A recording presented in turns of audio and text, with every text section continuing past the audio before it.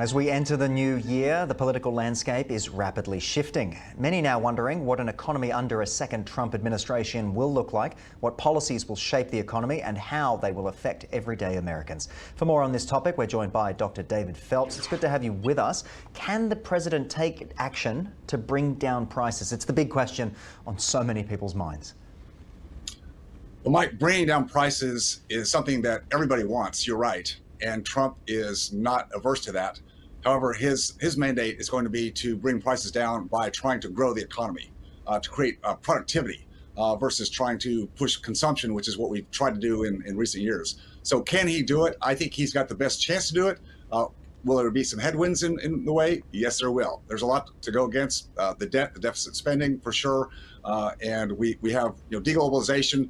He's putting out potentially tariffs. So there's a lot of things to deal with, but I think he's got a mandate and he's got the desire and the fortitude to go forth with his plans. Yeah, he certainly has the nous as well. So what steps will the president take to curb inflation? Is there anything you can report on here?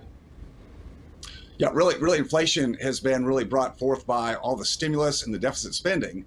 And that only goes so far. It's short term, and we've seen what's happened in the recent years, certainly coming out of the pandemic when there was really no place to go. But now we've got to get back onto growth. And so he will deregulate. He's very much pro-business, as people know. He'll deregulate, try to open up investment capital, get people to work, back to work, or people who have not been working by producing businesses opportunity. We've got to see interest rates hopefully come back down some to also allow that to happen. But he's very pro-business, as we know, and I think he's got a mandate to really drive this forward.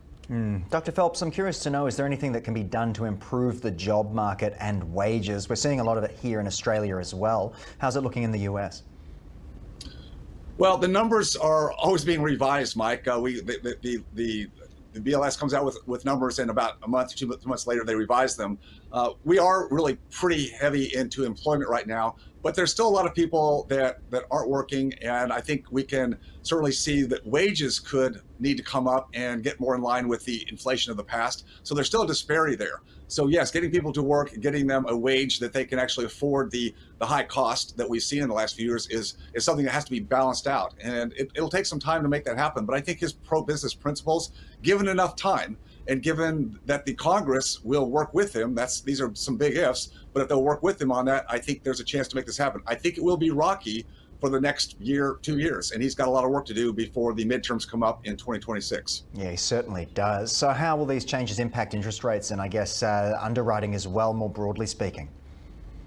Yeah, well, interest rates are, driven by the bond market, not by what our Federal Reserve does. But the bond market, we look at the 10-year Treasury, and we've seen the 10-year Treasury's gone up 100 basis points, while the Federal Reserve's overnight funds rate has gone down by 100 basis points. What that's telling us is the bond market, the people who will buy the debt, buy the U.S. debt, are saying, not so fast, U.S., we want to see you actually do something about this inflation. You've got to get under control. And that's what will essentially bring those long-term rates back down again, which will then make underwriting easier. As long as interest rates are going up, then banks are less likely to lend money. And so it all works against us until we get this inflation under control, which is the topic at the front of your discourse. Absolutely. And of course, checking in on their appetite for risk as well. But Dr. David Phelps, I'm curious to know if there's anything else you wanted to highlight for us as we head into 2025, what Americans can expect moving forward. What would your predictions be?